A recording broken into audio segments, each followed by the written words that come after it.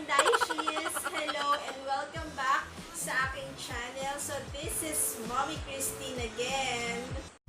Please finish here. Welcome to my It's a good day to have a good day. and It's a good day to have a good day. I'm sure nagulat kayo kung bakit maiksi na yung aking hair. Nagpagupit ako is because gusto ko maging comfortable. Although, comfortable naman ako with the long hair. Kaya lang, kahit na tag-ulan at umuulan, ayan, gaya ngayon, umuulan, okay, so mainit pa rin ang panahon. I decided na magpagupit na lang. So much for that. Hindi naman yun talaga yung ating video for today. Let's get started dun sa ating video.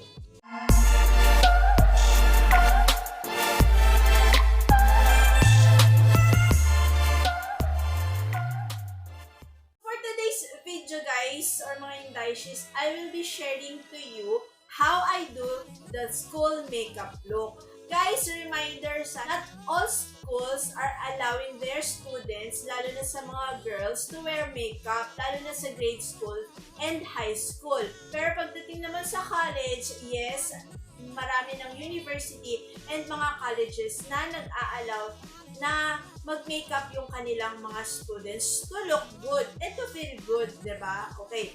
Pero meron din naman mga schools na may mga high school students na allowed naman to wear lip tint and powder lang para magkaroon naman ng life yung kanilang face. Like sa school nung anak ko, hindi naman ganun kahigpit, pero I tell her na, anak, when you wear lip tints, kapag uwian na lang, maglagay ng lip tint or anything like tinted lip balm. Yun lang reminders guys ha. I-share ko na rin sa inyo, ayan, dito sa video na to, kung ano yung mga minimal makeup lang naman na pwede nyong ilagay sa inyong face to look good and feel good. Mag-start na tayo.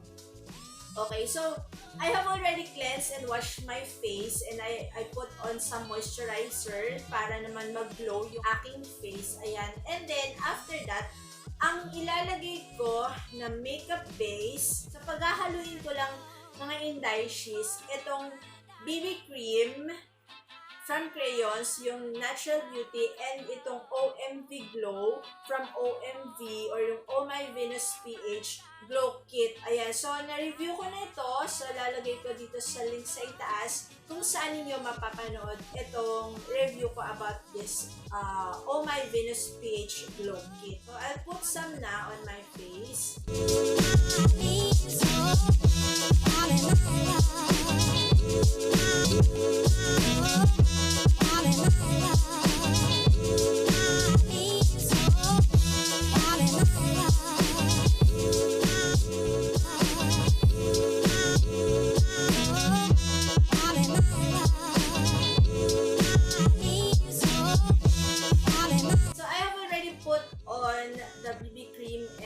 The CC cream on my face. This is optional.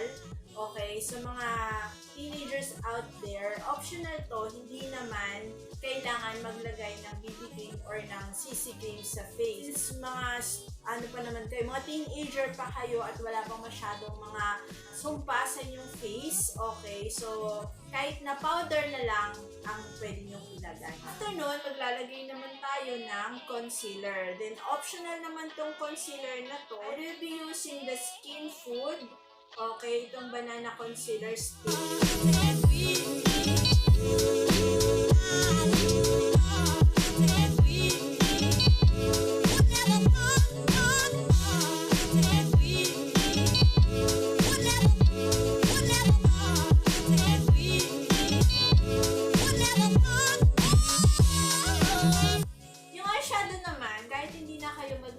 Or maglagay kayo, wala namang problema as long as allowed sa inyong maglagay ng makeup.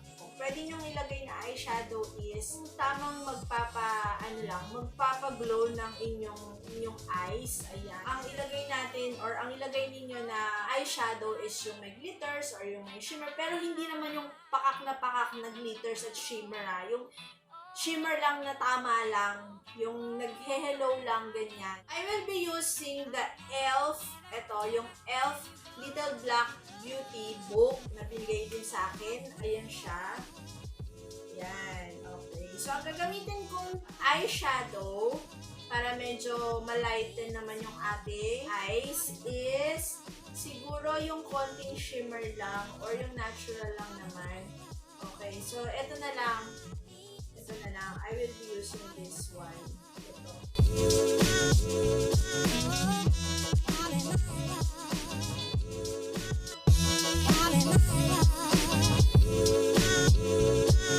So, one color lang yung ilagay natin, yung shimmer lang talaga, para magkaroon lang ng kinang or magkaroon lang ng buhay yung ating eyes. Ayan, okay. So, pagkatapos nyan, after that, I will be using this matte loose setting powder I bought this from Miniso, and the shade is 02 or nude.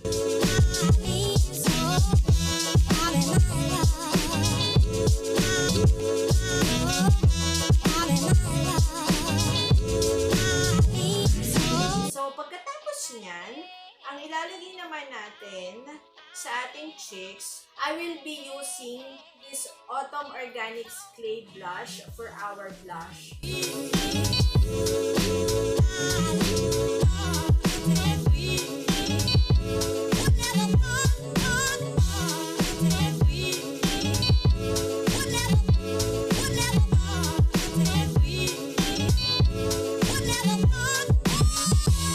Yan. So, okay na siya. Meron na akong blush on. Ang featured product natin for today is yung mga lip balm or yung tinted lip balm ng Pretty Secret. So, I bought 2 shades para makita ninyo yung kagandahan nitong lip balm na to. I have never used this pa. Naka-sealed pa siya. Okay, so, ito yung shade niya, the red one, and the pink one. So, tignan natin guys, or mga Indayshies, kung ano ang mas maganda sa kanilang dalawa. Ang price nitong tinted lip balm na to from Pretty Secret is, I think this is only 69 pesos if I'm not mistaken, or 79 pesos lang siya. Ayan. So, sa Watsons naman ito nabibili. So, alam ko sa inyo mga Indayshies and mga mommies out there, laman kayo ng Watsons, diba? Okay, so charot lang. So, ito yung red. Okay, ito yung shade na red. Medyo mahaba-haba siya. Okay. And, amoy, ano ba? Amoy cherry. Ayan. The other one is the shade pink. Okay, so yun lang. Napakasimple ng pangalan ng kanyang, yung color ng product, yun din yung pangalan ng shade. Okay.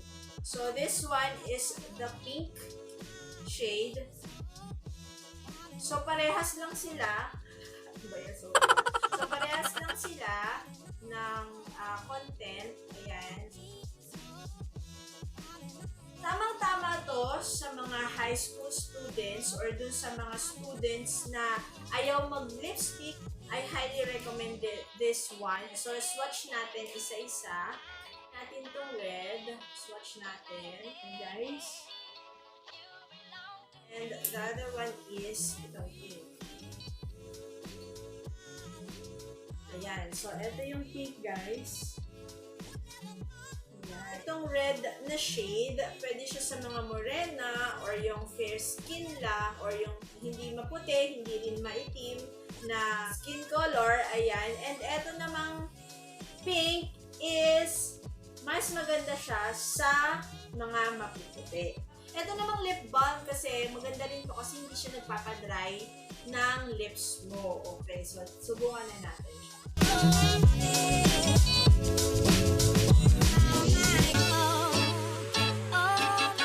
So, ito siya. Ito yung red shade. Ayan. Ano? Ang gamitin naman natin is yung pink shade.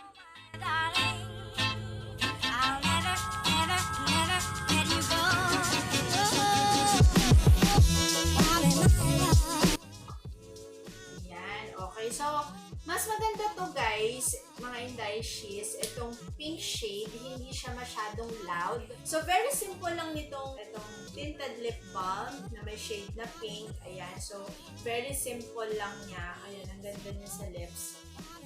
Okay. Kasi yung red kanina medyo loud, medyo halatang halata na meron ka sa lips mo. Eto, hindi naman siya masyado. Ayan, okay. So, ayun guys, ito yung mga lip balm or yung tinted lip balm from Pretty Secret. Pag in-apply siya sa lips, so mararamdaman mo may nakalagay nga sa lips mo. Ayan, pero hindi naman siya masyado, hindi siya ganun ka-bothering or hindi naman siya ganun ka parang nakakairita. Ayan. Moisturize niya yung lips mo talaga. Ang feeling na parang dry yung lips mo. Ayan, okay. So, okay to, maganda siya. Okay, so, dun sa mga on the budget na mga mommies out there and sa mga students, very affordable to. Visit nyo lang yung mga Watson's outlet ninyo and hanapin ninyo itong Pretty Secret Lip Balm with Tint Pink and itong lip balm with tint red. Pero ang nagustuhan ko is itong shade na pink. Okay, so I'll get back to you guys. Ayusin ko lang yung hair ko. Ayan, so para presentable naman tayo pagpasok natin sa school. Kailangan ko ng bagets. Okay, so yung mga Korean lang tayo. Ito yung aking school makeup look na pwede kong i-share sa inyo or na i-share ko sa inyo, mga Indayshies. Okay, so pwede nyo rin itong i-recommend sa inyong mga anak dyan. Very simple look lang siya.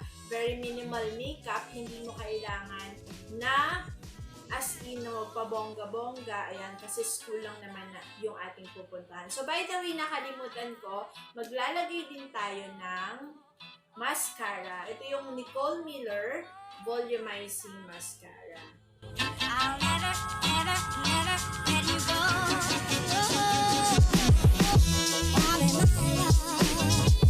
Ayan, okay. So, pack, ganun. Pero optional to ha, mga Indayshies ko. Sabihin niyo sa mga anak ninyo or sa mga viewers out there na mga teenager, optional ang mga mascara. Okay, so hindi naman kailangan maglagay ka ng mascara. So, aura-aura!